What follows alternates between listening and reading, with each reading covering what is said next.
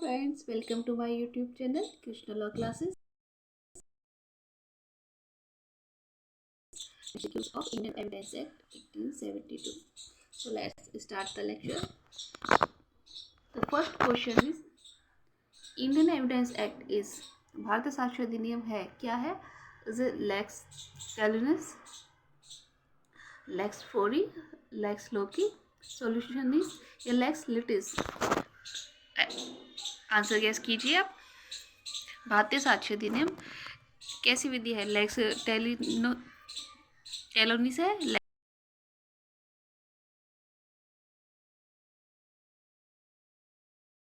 फोरी है, पता होगा. लेक्स फोरी है, क्वेश्चन पूछा जाता है बार बार, इसलिए ध्यान से देखिए. और लेक्स फोरी का अर्थ होता है उस स्थान की विधि जहाँ पर कार्यवाही की जा रही है. ठीक है.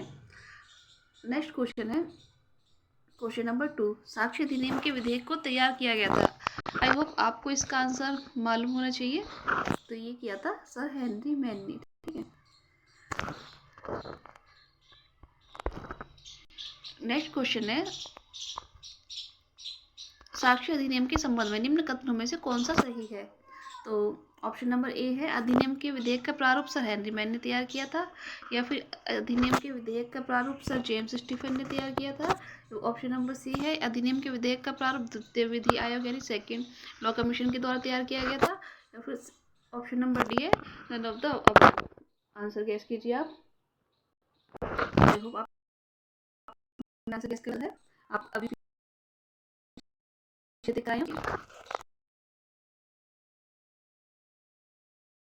नेक्स्ट 72 का उद्देशिका के अनुसार है. ये पूछ रहा है कि ऑब्जेक्ट क्या है इंडियन एविडेंस का.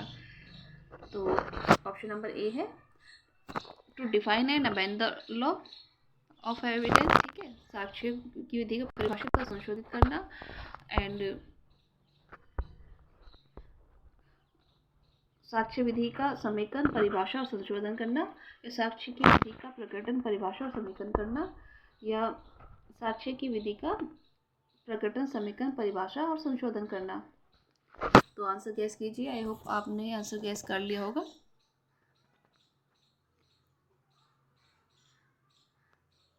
तो इसका आंसर है, इसमें तीनों आते हैं, to consolidate, to define and amend the law. तो ऑप्शन नंबर बी हो जाएगा. ठीक है. क्या है इसका object? To consolidate, define and amend the law. Next question है भारतीय साक्ष्य अधिनियम 1872 की उद्देशिका के अनुसार इस अधिनियम का प्रयोजन है. क्या प्रयोजन है इसका? पर्पस पूछ रहा है एविडेंस एक्ट का. तो ऑप्शन नंबर ए है to provide, define and amend the law of evidence यानी साक्ष्य विधि को उपलब्ध, परिभाषित एवं संशोधित करना. ऑप्शन नंबर बी है to provide, consolidate the law of evidence यानी साक्ष्य विधि को उपलब्ध समीकरण करना. एंड ऑप्शन नंबर सी है to define and amend the law of evidence, to consolidate and amend the law.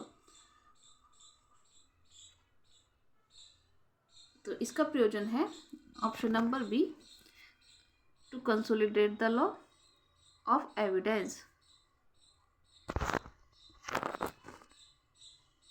तो इसमें तीनों हैं. तो इसका आंसर आई थिंक डी होना चाहिए. सॉरी, इसका आंसर हो जाएगा ऑप्शन नंबर डी. ये हम ऊपर देख चुके हैं, सेम वही क्वेश्चन है. ठीक है. और नेक्स्ट क्वेश्चन है लॉ ऑफ एविडेंस है क्या है? साक्ष्य विधि एक मूल विधि है यानी फंडामेंटल लॉ है. प्रक्रिया संबंधी विधि यानी प्रोसीजरल लॉ है. ओनली नेचुरल लॉ है यानी केवल प्राकृतिक विधि है. All of the above. Answer guess कीजिए.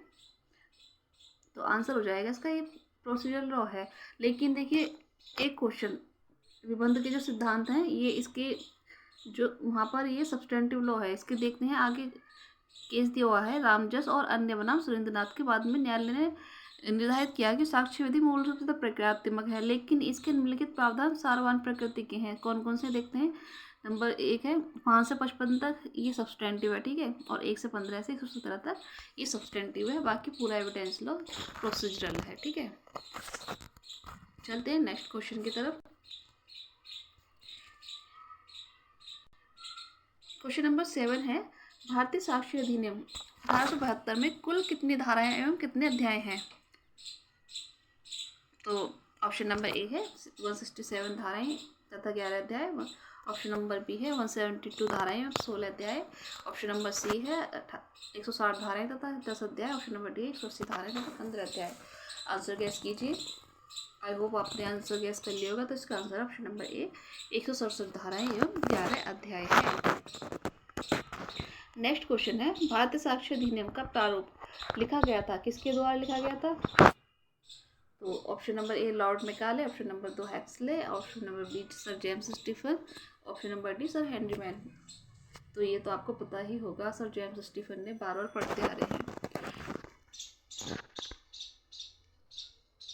अब चलते हैं नेक्स्ट क्वेश्चन पर। क्वेश्चन नंबर 9 है, सही उत्तर को इंगित कीजिए कह रहा है। तो साक्ष्य विधि कैसी विधि है, ये भी हम देख चुके हैं। लेक्स फोरी विधि है, ऊपर देख कर आ चुके हैं। नेक्स्ट क्वेश्चन है, साक्ष्य विधि में निम्नलिखित में से कौन शामिल है? नंबर 1 है ऑर्डिनरी रूल्स ऑफ रीजनिंग, या फिर legal rules of reasoning, rules of logic यानी तर्क के नियम, या ऑल ऑफ द अबव।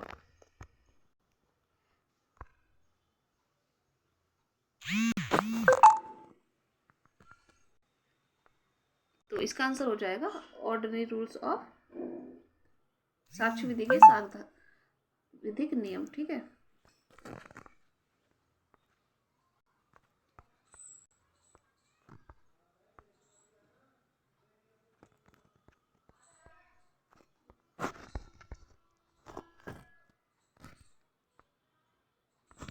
चलो अब चलते हैं नेक्स्ट क्वेश्चन की तरफ।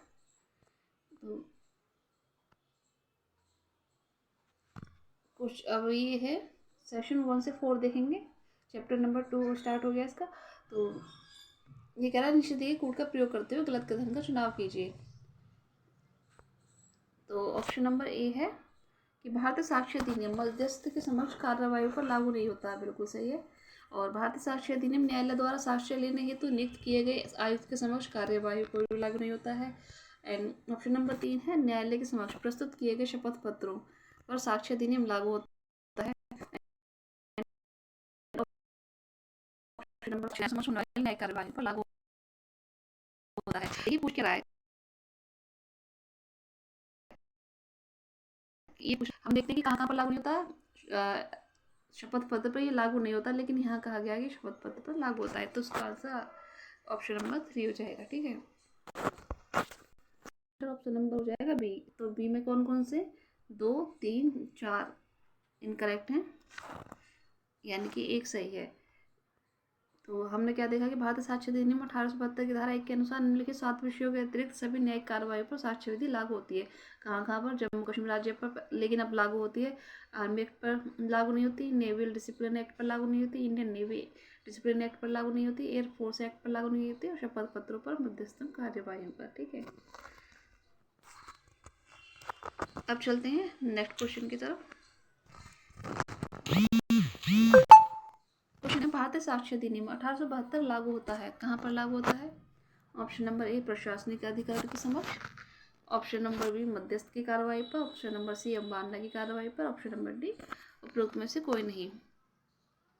तो इसका आंसर हो जाएगा उपरोक्त में से कोई नहीं, क्योंकि ना तो ये एडमिनिस्ट्रेटिव ट्रिब्यूनल्स पर लागू होता है, ना ही आर्बिट्रेटर पर, ना ही कंटेम्प्ट प्रोसीडिंग्स पर। ठीक है,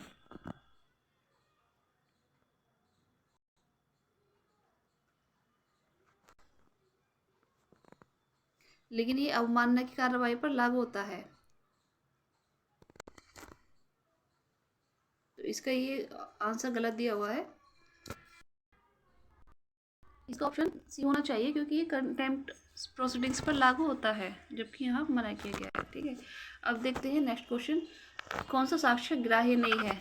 ऑप्शन नंबर ए शपथ पत्रों पर दिया गया, option number 2 oral evidence, option number 3 documentary evidence, या option number D expert evidence यानी विशेषज्ञों के साक्ष्य है। तो आंसर गैस कीजिए। आई होप आपने आंसर गैस कर लिया होगा, क्योंकि हम देखते आ रहे हैं स्टार्टिंग से शपथ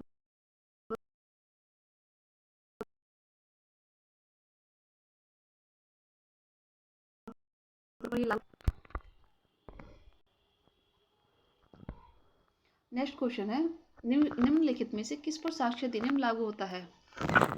ऑप्शन नंबर ए है नॉन जुडिशियल प्रोसीडिंग्स यानी गैर न्यायिक कार्रवाई पर, ऑप्शन नंबर बी है एफिडेविट्स पर यानी शपथ पत्र पर, ऑप्शन नंबर सी है जुडिशियल प्रोसीडिंग्स, या option number D arbitration. Answer guess कीजिए। हम देखते आ रहे हैं कि नॉन जुडिशियल पर भी लागू नहीं होता, एफिडेविट्स पर भी लागू नहीं होता, मध्यस्थ कार्रवाई पर भी लागू नहीं होता, बचा क्या न्यायिक प्रोसीडिंग्स यानी जुडिशियल प्रोसीडिंग्स पर लागू होता है। भारतीय साक्ष्य अधिनियम किस दिन से प्रभावी हुआ? आप इसका आंसर आई होप बिना ऑप्शन के बता देंगे। इसका एनफोर्समेंट डेट कब है? 1 सितंबर 1872, ठीक है।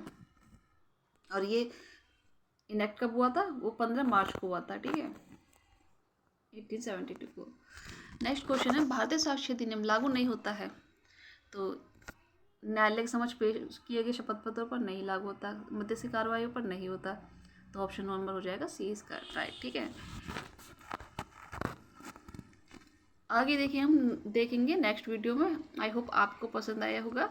तो अगर पसंद आई हो वीडियो तो प्लीज़ लाइक कीजिएगा, शेयर कीजिएगा, सब्सक्राइब जरूर कीजिएगा।